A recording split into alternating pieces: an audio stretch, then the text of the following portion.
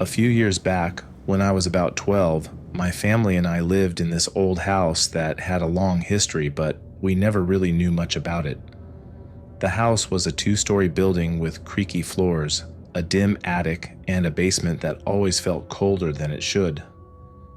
My room was on the second floor, right next to my parents' room, and I could see the backyard from my window, which was connected to my bathroom. One day, I was outside, jumping on the trampoline in the backyard, trying to kill time. I glanced up at the house and saw something that made me freeze. There, in the window of my bathroom, was a woman in a white dress. She was just standing there, looking down at me. My first thought was that it was my mom, but something felt off.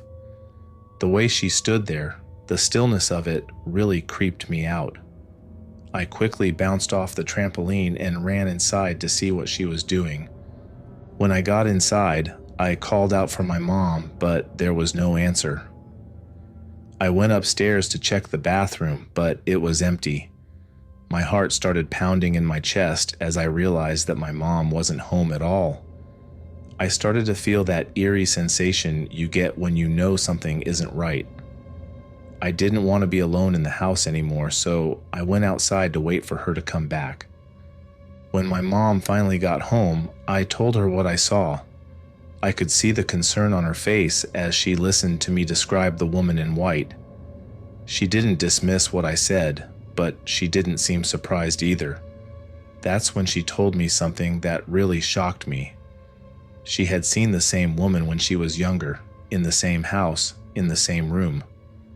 My grandmother had also seen her, she said, and it always happened in that bathroom window. As the days passed, I couldn't stop thinking about what I had seen. Every time I walked into the bathroom, I felt like I was being watched. I started avoiding that room as much as possible, but it was hard to ignore. There was an unsettling energy in that part of the house, and it seemed to be growing stronger. One night, I woke up in the middle of the night with a strange feeling. I sat up in bed and looked towards the bathroom door, which was slightly ajar. Through the crack, I could see the faint outline of something moving inside. My heart was racing, and I felt frozen in place. I didn't want to go in there, but I knew I had to see what it was. I slowly got out of bed and walked towards the bathroom. When I pushed the door open, the room was empty, but the air felt thick, like something had just been there. I stood there for a few minutes, trying to calm down, but the feeling of being watched was overwhelming. I quickly backed out of the bathroom and shut the door behind me, but I couldn't shake the feeling that something was still there, just out of sight. After that night, things started to escalate. I would hear soft footsteps in the hallway outside my room, but when I looked, there was no one there. The bathroom light would flicker on and off by itself, and sometimes I would find the door open when I was sure I had closed it. It felt like the woman in white was getting closer, like she was trying to reach out to me.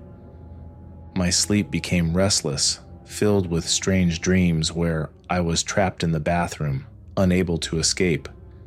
In the dreams, the woman would always be there, standing in the corner, her face hidden by her long white dress. She never moved, never spoke, but her presence was suffocating. I would wake up drenched in sweat, too scared to go back to sleep. One day, my mom and I were talking about the house, and she mentioned that she had started having those same dreams again. It was like the woman in white was coming back for her too. We both started to feel like we were being watched all the time, and the tension in the house was real. Even my dad, who had always been skeptical about ghosts, started to notice the strange occurrences. The final straw came one evening when I was home alone. I was sitting in my room, doing homework, when I heard a soft knock on the bathroom door. It made me jump up out of my seat. I tried to stay calm, and I told myself it was just my imagination, but then it happened again. A slow, intentional knock that sent chills down my spine. I didn't want to go in there, but I couldn't ignore it either. I walked over to the bathroom door and slowly opened it, expecting to see something terrifying. But the room was empty, just like before. As I was about to shut the door, something caught my eye, freezing me in place with fear. In the mirror, I could see the reflection of the woman in white standing right behind me. I spun around, but there was no one there. The bathroom was empty, but the mirror still showed her, standing silently, watching me. I couldn't take it anymore. I ran out of the bathroom and down the stairs, grabbing my phone to call my mom. I told her what happened, and she came home right away. That was the last time I ever went into that bathroom. After that night, my mom, dad, and I talked about moving. Even though the house had been in our family for generations, we all knew that something wasn't right with the house, and we didn't want to stick around to find out what it was. We started looking for a new place, and within a few weeks, we were packed up and ready to leave. On the last night in the house, as I was lying in bed, I felt a strange sense of calm. It was like the woman in white knew we were leaving, and she was letting us go. But as I drifted off to sleep, I heard a soft whisper in my ear, so faint that I almost missed it. "Don't go," it said. I jolted awake, but the room was silent. I knew then that the house wasn't just haunted by the woman in white. There was something else there, something darker that didn't want us to leave. We moved out the next day, and I haven't seen or heard from the woman in white since. But I still think about her sometimes, especially when I'm alone at night. I wonder who she was, why she was tied to that house, and what would have happened if we had stayed. I'll probably never know, but one thing is for sure, I never want to go back to that house again.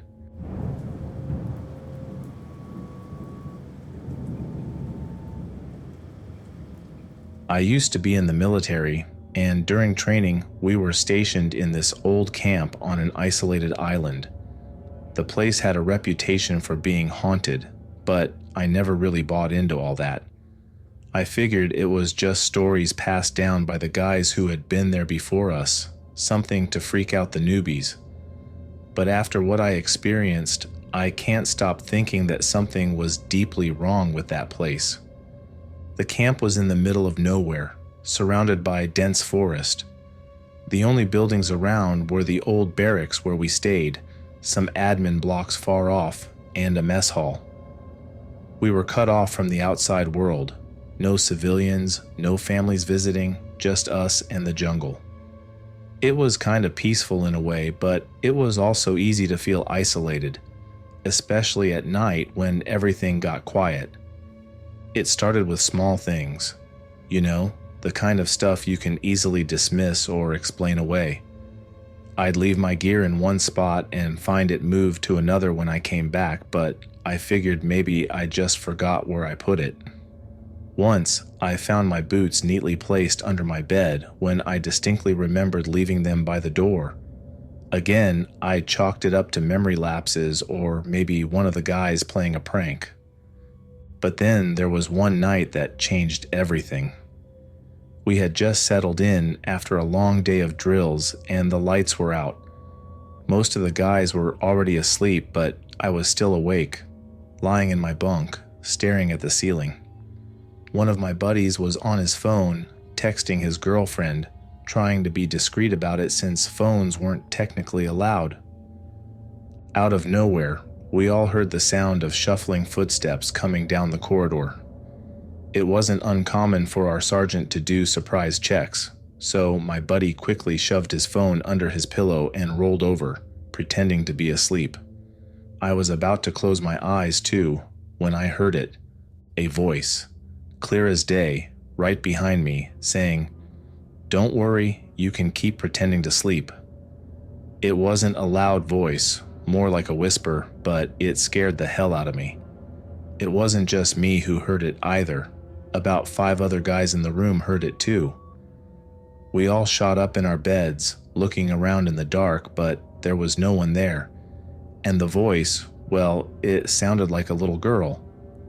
Now, let me be clear. There were no kids anywhere near this place. The camp was off limits to civilians, and there were definitely no female recruits or personnel around. We were in the middle of a forest, on an island used solely for military training, and we had been there for weeks without seeing a single outsider. The thought of a little girl being there, in our barracks, was impossible. We didn't know what to do. No one wanted to be the first to admit they were scared, but you could feel the tension in the air. Everyone was on edge. We just sat there in the dark, listening, waiting for something else to happen. But the rest of the night passed without incident. Eventually, we all drifted back to sleep, too tired to stay awake any longer, but I don't think any of us really slept well after that. The next morning, when we woke up, things got even weirder. My buddy, the one who had been texting his girlfriend, found something under his pillow. It was a bundle of long black hair, neatly tied together. None of us had seen it before, and we had no idea where it came from. Under the hair was a note, scrawled in messy handwriting. It said, "Remember me?" We were freaked out, but we couldn't exactly report it to our superiors without sounding insane. So we kept it to ourselves, tried to laugh it off as a prank, but deep down, I think we all knew it wasn't. I mean, who would go through the trouble of sneaking onto a restricted island, into a locked barracks just to leave a creepy note and a bunch of hair under someone's pillow? After that, the strange occurrences didn't stop. Things continued to go missing, only to turn up in places that made no sense. Some of the guys claimed to hear voices at night, whispering in the dark, but no one wanted to talk about it openly. It was like we were all afraid that acknowledging it would make it worse. We eventually finished our training and left that camp behind, but the memories of what happened there stayed with us. Even now, years later, I get the feeling that something was really wrong with that place. I've tried to rationalize it, telling myself it was just a prank or maybe some kind of mass hysteria, but deep down, I know that what we experienced wasn't normal. That voice, the one that told my buddy to keep pretending to sleep, still haunts me. I can hear it in my head sometimes, especially when I'm alone at night, and I can't help but wonder, what did it want, and why us? We never went back to that camp, and I don't think any of us ever want to. Whatever was there, it's best left alone.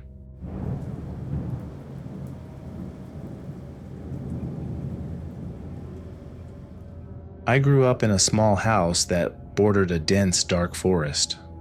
When we first moved in, I was around 8 years old, and the house seemed perfect. It was quaint, cozy, and had a large backyard that backed right into the woods. At the time, I didn't think much of it, just that it was cool to have a whole forest to explore. But things didn't stay quiet for long. The first thing I noticed was our dogs. We had 2, and they were always pretty chill. But the moment we moved in, they changed. They'd stand at the edge of the yard, staring into the woods, barking furiously at nothing that I could see. It wasn't just barking either. It was this deep, aggressive growl that I had never heard from them before. They would go on like that for hours, just staring into the trees, and no matter how much we tried to calm them down, they wouldn't budge.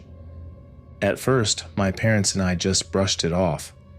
We thought maybe they smelled something, like a wild animal, or maybe they were just adjusting to the new environment.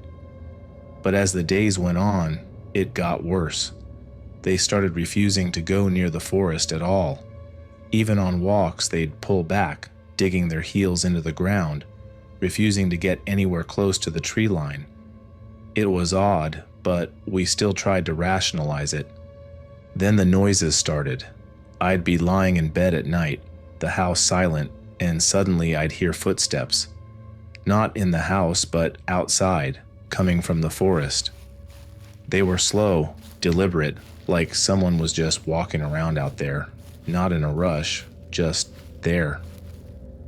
Sometimes I'd hear rustling, like something moving through the underbrush, but when I'd look out the window, I couldn't see anything.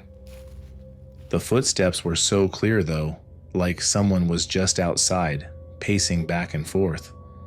I told my parents, and they just said it was probably animals or the wind. But it didn't feel like that. The footsteps were too steady, too human. But I was a kid, so I just tried to ignore it, telling myself that it was just my imagination, or maybe it really was just animals. But then, one night, the footsteps changed. I heard them again, but this time they were right up against the house, right beneath my window. They moved slowly around the perimeter of the house, like whoever, or whatever, was out there was circling the place. I was too scared to even get out of bed to check. I just lay there, frozen, listening to these slow, creepy steps moving around the house. After a while, they stopped, and when I finally got the courage to look out the window, there was nothing there. Just the same dark, quiet forest. But I knew what I had heard. I wasn't imagining it. Things escalated when the knocking started. It was subtle at first, just a soft tap at the window, like someone was gently knocking to get your attention.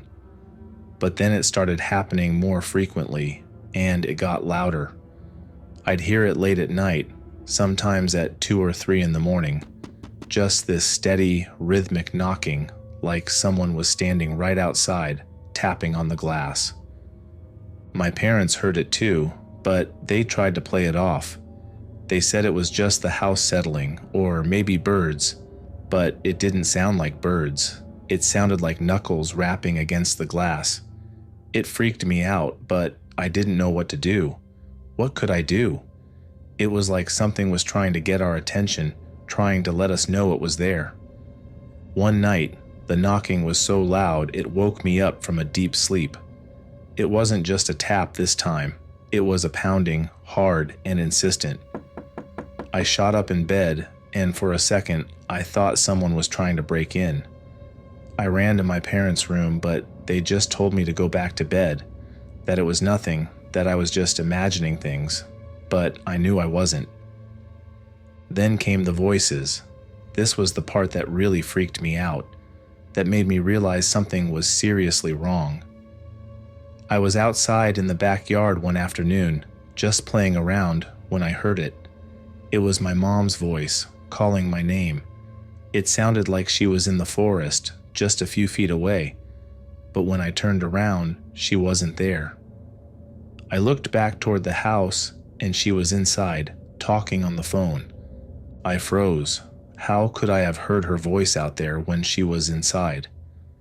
I tried to tell myself that maybe I had just imagined it, that maybe the wind had carried her voice or something, but it kept happening. I'd be outside, or even inside the house, and I'd hear voices calling my name from the forest. Sometimes it was my mom's voice, sometimes my dad's, but it was never them. They were never there. It got to the point where I was terrified to be alone, even in the house. I'd hear the voices at all hours of the day, sometimes whispering, sometimes calling out, but always from the direction of the forest. And it wasn't just me. My parents started hearing them too. My mom would be in the kitchen, and she'd hear my dad calling her from outside, but he'd be in the living room. My dad heard it too, but he tried to dismiss it, saying it was just the wind or echoes or something. But we all knew it wasn't. The final straw came when we set up the cameras. My dad had finally had enough of the noises and the voices, so he decided to set up some security cameras around the house. He put one by the back door, facing the forest, and another by the front door. We figured if there was someone or something out there, we'd catch it on camera. A few nights later, we heard the footsteps again. They were louder this time, like whoever was out there was stomping around the yard, trying to get our attention.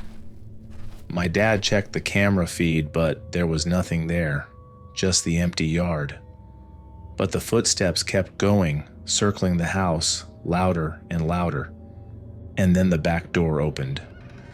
We were all in the living room when we heard it, this loud, creaking noise, like the door had been pushed open. We all froze, staring at each other in shock. My dad jumped up and ran to the back door, but it was closed, locked from the inside. But we had heard it. We had all heard it open. He checked the camera footage, and there it was, the door opening on its own. It just swung open, slowly, like someone had pushed it. Then it closed on its own, but there was no one there. No one visible, at least. My mom started crying, and my dad just sat there staring at the screen in disbelief.